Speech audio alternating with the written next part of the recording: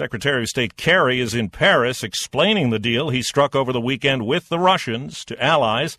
It's designed to put an end to Syria's chemical weapons stockpiles by the middle of next year. If Assad fails to comply with the terms of this framework, make no mistake, we are all agreed, and that includes Russia, that there will be consequences. Now to Italy, where crews have begun to lift the crippled Costa Concordia cruise ship from its side. It hit a Tuscan reef and capsized last year, leaving 32 people dead. CBS's Mark Phillips says a complex setup of pulleys and counterweights is being used. Engineers say she's moved at least 3 degrees and that the procedure here is going well. This is a massive, hugely expensive and a risky operation, and there's still a lot here that could go wrong. The engineers saying they are seeing some distortion, deformation in the hull as they twist it upright. They're still worried that stuff could fall off it or that chemicals on board could also leak out. The goal is to right the ship so it can be towed away.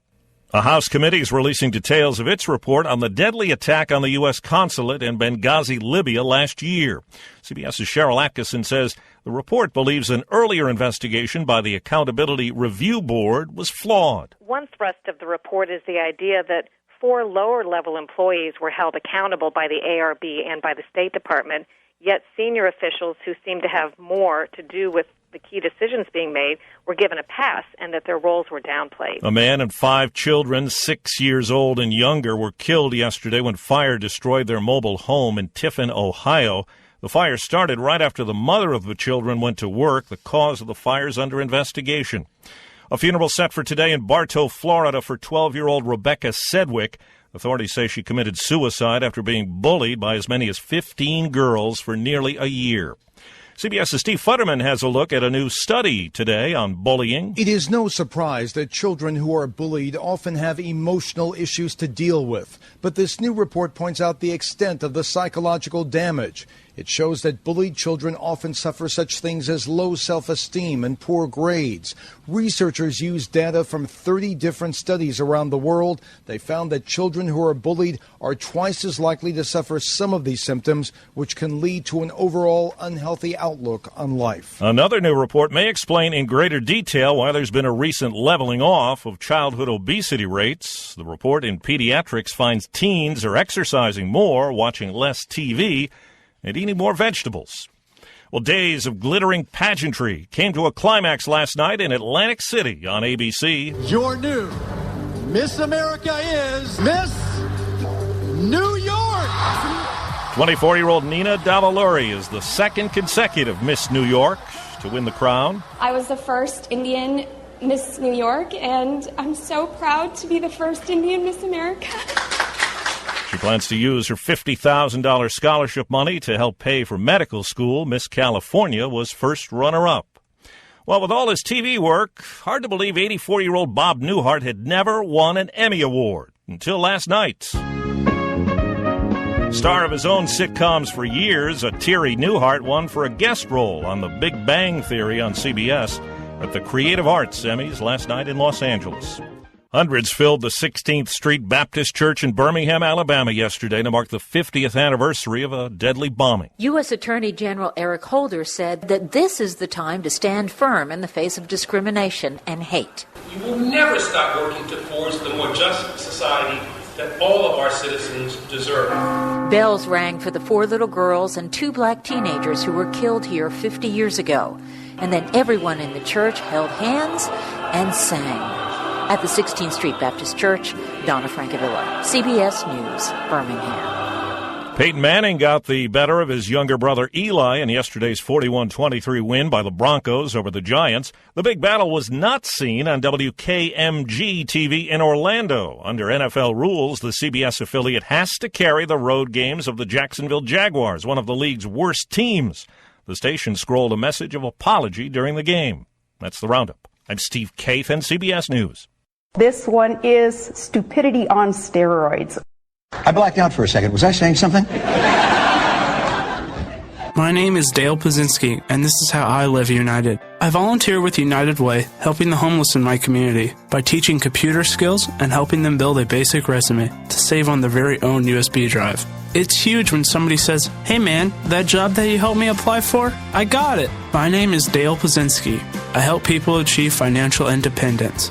So I don't just wear the shirt, I live it. Give, advocate, volunteer. Live United. Go to liveunited.org. Brought to you by United Way and the Ad Council. Thanks for asking, but I'd rather not send you nude pictures. I'm camera shy. I already said no. Under my clothes, I'm a robot. My webcam is broken. I'm worried they'll get passed around school. I have a rash. I have nudophobia. I have lizard skin. I'm a vampire, so I don't show up in pictures anyways. Your badgering has really killed the mood. When someone is pressuring you to do something you don't want to, how many ways can you say no before they get the message? Let us know at that'snotcool.com. Brought to you by the Ad Council.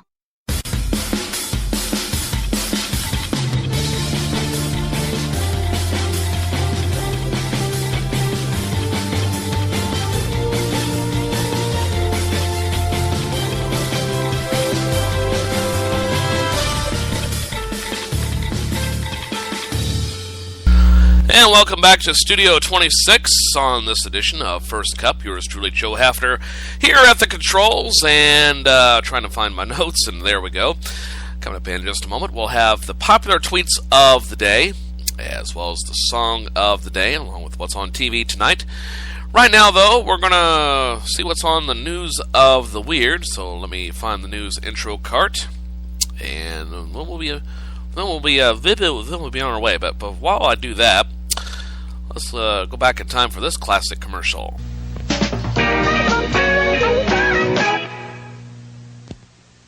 It's the Play-Doh Fuzzy Pumper Barber and Beauty Shop. Sit right down, crank up the chair as Daddy grows his Play-Doh hair. Shave and a haircut. Next, please. Brother needs a little off the top in the Fuzzy Pumper Barber Shop. We'll fix Mommy's hair just so you can make it with Play-Doh. The Play-Doh Fuzzy Pumper Barber and Beauty Shop from Kenner. I had one of those too. I remember that was one of the first commercials that I can honestly remember being sold that, hey, I need that. And I bugged my mom and dad to get me one of those sets. And I had that thing for years. I wish I'd kept it. Probably wouldn't be worth much now, but it was a lot of fun to play with. Childhood. Can't get to adulthood without it. And that's going to allow... Oh, son of a bitch. Why is this happening? It's time for news of the weird on this Monday. And the news of the weird item for today. Here is the story. Beaver anal secretions taste like vanilla. Oh my God. I really need to read these before I go on. I did not make this up. Anyway, according to the Swedish National Food Agency, the anal secretions of beavers can be used in baked goods as a flavor similar to vanilla. How they came up with or tasted this theory, I don't even want to know. But the food agency found rumors swirling on the internet about beaver secretions, so they made the information public to verify the rumors. Beavers are unlikely to become a common source of baked goods flavoring, thank God. However, because beavers are not bred and are not in limited supply, according to the agency. Plus, it's just plain gross. Are these vanilla pancakes? Oh, from beaver secretions. Oh, I just love beaver secretions. Ugh. Kind of makes that Leave It to Beaver joke a little bit more unpleasant, doesn't it? Ward you a little bit hard on the beaver last night. That gives it a whole new meaning. Yeah, there's something to think about. I guess it's only appropriate that I play it. Let's see if I can find it. Oh, which one is which? I think it's this one. Just a moment. Let's see.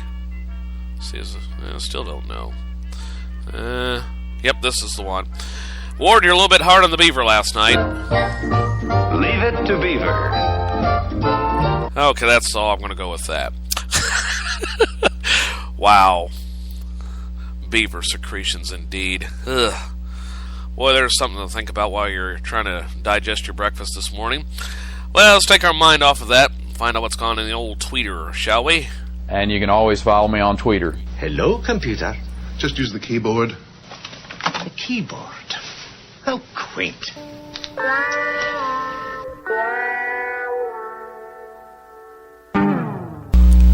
And today's popular tweets of the day, well, it's official. Bruno Mars will play the Pepsi Super Bowl halftime show on February 2nd, 2014. I've searched the Twitter to see what people think about the Locked Out of the Heaven singer being picked for the big game, and here's what I've found. Fighting for Philly writes, Bruno Mars, the most feminine man singing the halftime show of the manliest event. Kira Darling writes, who are 12-year-old girls super into right now? Bruno Mars. Boom! There's your damn halftime show. NASCAR Chasm writes, the Bruno Mars halftime show at this year's Super Bowl would be a keen time for another one of those 20-minute power outages. And finally, Matt Goldich writes, I know it's only week 1, but I cannot wait to go to the kitchen for seconds during Bruno Mars' Super Bowl halftime show. I've been holding on this one for quite a while because the original popular tweets of the day involved Lindsay Lohan's mother being arrested for drug possession over the weekend, and I don't do that kind of humor. When you're down on your luck and that bad and dealing with drug addiction, I'm not going to kick you when you're down, okay? That's just not my style. So, those are the popular tweets of the day. I can't resist. I got to hear this. Starring Barbara Billingsley.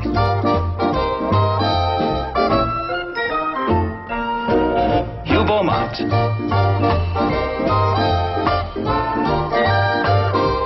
Tony Dow.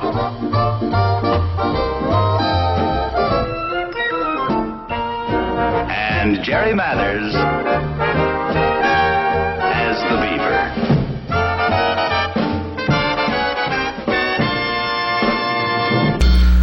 You know, of all the intros to Leave It to Beaver, the last season was my favorite. It was a kind of a big band swinging type of sound. It was a lot, I don't know, it just had a lot more animation to it than the first 5 seasons. Well, we'll save that for another debate. I've got all 6 seasons of Leave It to Beaver opens in the system, believe it or not. It's time for the Song of the Day, my favorite feature of this program. And today's Song of the Day goes to birthday man B.B. King. And, of course, his most popular song, The Thrill Is Gone. I know it's a bit commercial, but it was his first big hit, and only big hit. And The Thrill Is Gone. The Thrill Is Gone is a version of a similarly titled 1931 song by Broadway songwriters Lou Brown and Ray Henderson, written for the Broadway revue George White's Scandals. The song was introduced by Rudy Vallée and his Connecticut Yankees on the Victor label in 1931 and rose to number 10 on the charts. Now, as far as B.B. King's version of the song, in 1969, June of 1969, for his album Completely Well, released the same year, King's version is a slow 12-bar blues notated in the key of B minor in 4/4 time. While the song's polished production and use of strings marks a departure from both the original song and King's previous material. When released as a single in December of 1969, the song became the biggest hit of King's career, appearing in the R&B chart at number 3 and the Billboard Hot 100 Pop chart at number 15, and became one of his signature songs. The album version features a group of bowed strings that play the same B minor chord, while B.B. King plays his guitar improvisations before the fade. In the single version, the song fades out earlier. B.B. King's recording earned him a Grammy Award for Best Male R&B Vocal Performance in 1970 and a Grammy Hall of Fame Award in 1998.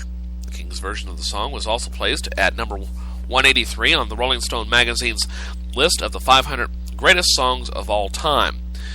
Memorable live versions of the song were included on King's albums Live in Cook County Jail, 1971, Bobby Bland and B.B. King Together Again, Live, 1976, and Live at San Quentin, 1991. And the song basically is the story of a man who goes through a bitter breakup and then finds some peace toward the end of the song about that breakup. And here he is in all his glory, B.B. King, The Thrill Is Gone, and it is today's Song of the Day.